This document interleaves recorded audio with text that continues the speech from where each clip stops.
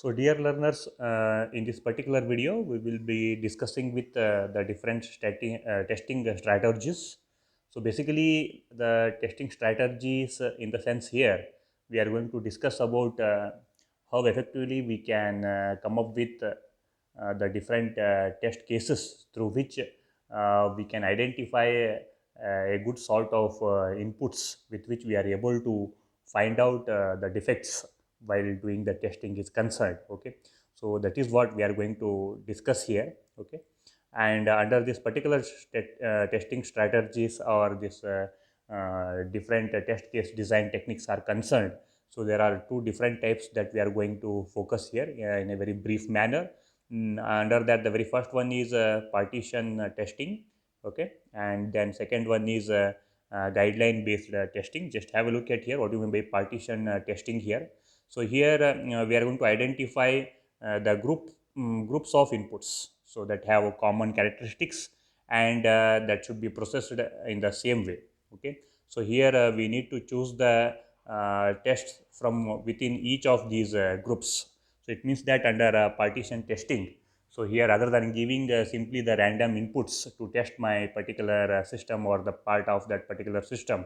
Okay, so here we are going to make a groups of that particular inputs, and from each group we will select some sort of inputs for our test case design here. Okay, so similarly the another type of testing strategy, that is guideline based testing. So here we are going to use testing guidelines to choose the test cases. So here our test cases will be get designed based on the guidelines. Especially these guidelines, normally they are going to reflect the previous experience of the kinds of what the errors that normally the programmers or the software engineers that might have already come across while developing their previous projects are concerned. Okay, so these are the two basic types of testing strategies that we are going to discuss here.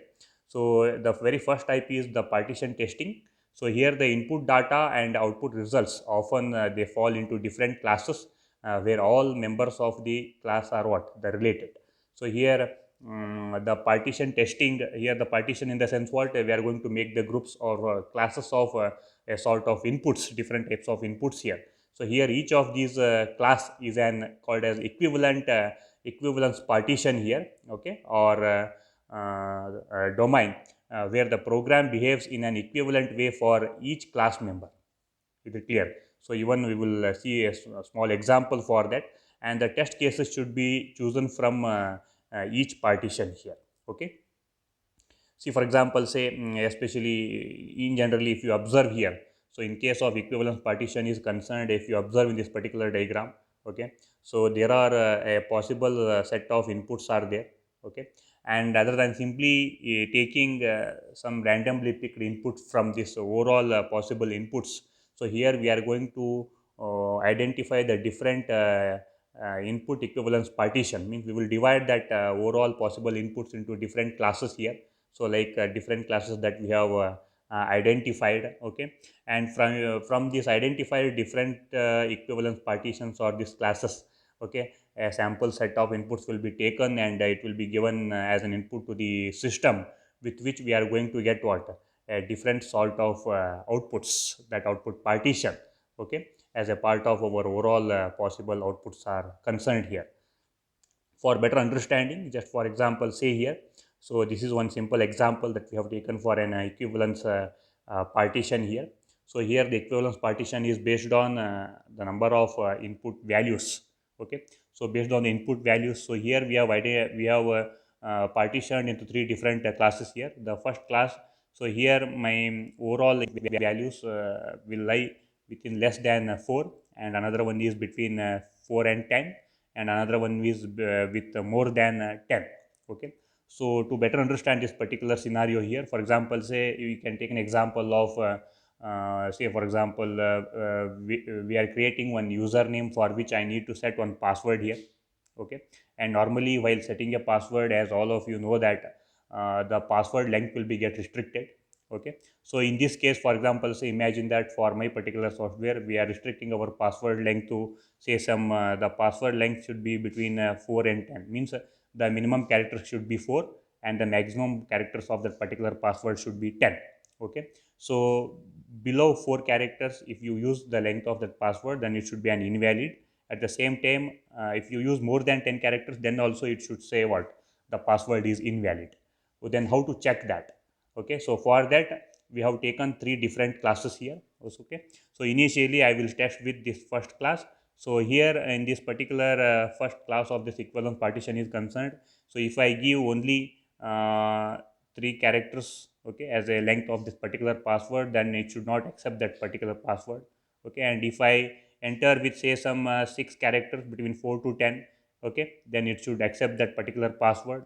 Then if I enter more than 10 characters, let's say some 12 characters, then once again it should not accept that particular password. Okay, so this is how I am going to test whether my length of that password condition is going to be holds good or not with a different set of classes or that the partitions that I have identified. So this is how the equivalence partition is going to work out here. Okay, so similarly, for example, say another example that is based on the input values. See, for example, say, so here the first class is going to accept less than 10,000, then between 10,000 and 99,999, and another one is more than 99,999. See, for example, say, assume that I might be creating one particular form where I need to enter some amount here in terms of rupees. Okay, and the condition here is the amount should be, okay, it should be between 10,000 rupees to 99,999. Then only it should accept that particular amount.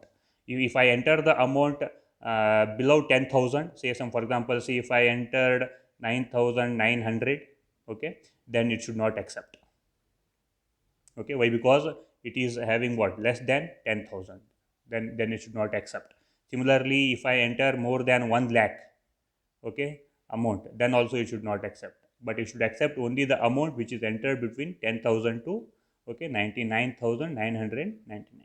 So this is how the different classes will be get identified with equivalence partition, and from each partition I am going to take only one set of sample as an input.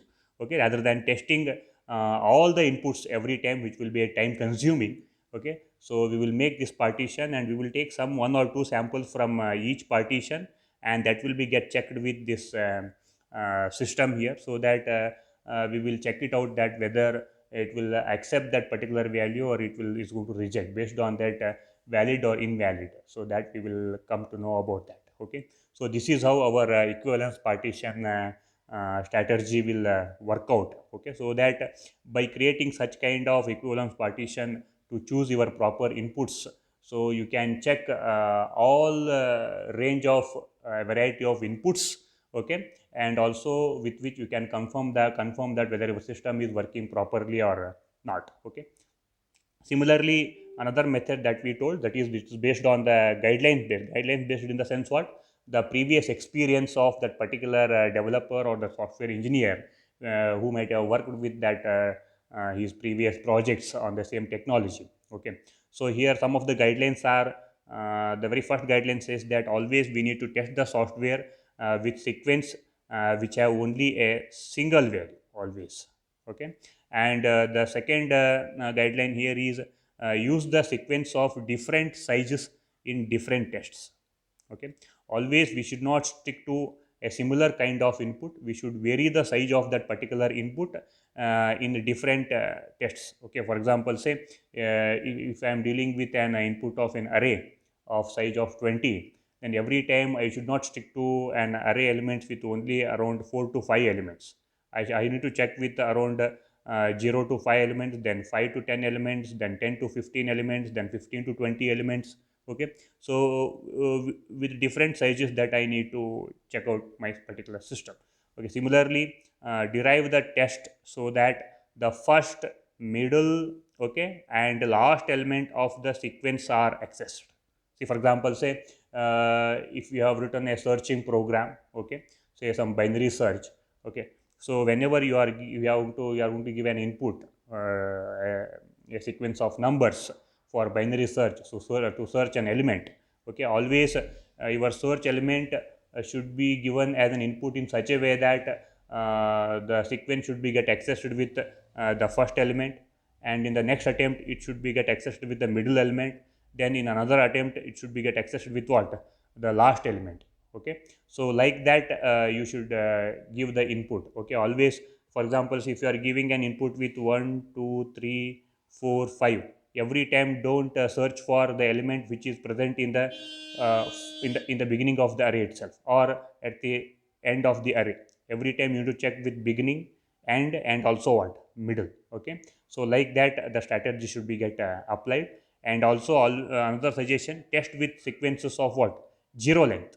Okay, so that's also a very important suggestion or guidelines which have been mentioned here.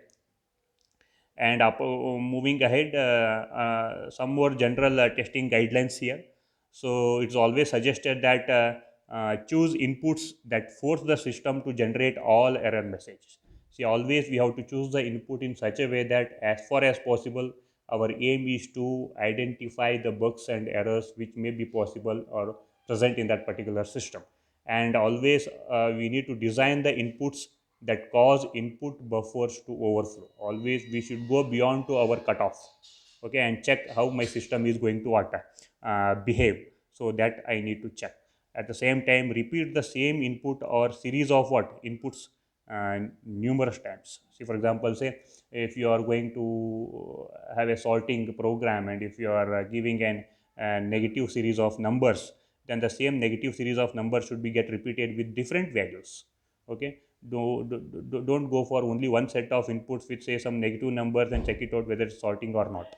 Okay, that should be always get what, repeated. Okay, and also force the invalid outputs to be get generated. See, somehow, okay, you should try to force your system that should always generate an output, okay, which is invalid. Okay, that means as far as possible you should try to find out, okay, when your system is going to behave in improper way. Okay, and another guidelines, force computation results to be too large and what, too small. Okay, always don't stick to a comfortable zone. Okay, coming out of that, try to check with your system, okay, with which your result will be get with a too large and too small. So in both cases, how your system is going to behave, that should be get tested here. Okay, so this is all about the testing strategies, that is based on the equivalence partition or the guidelines based testing in a very brief manner. Okay, thank you.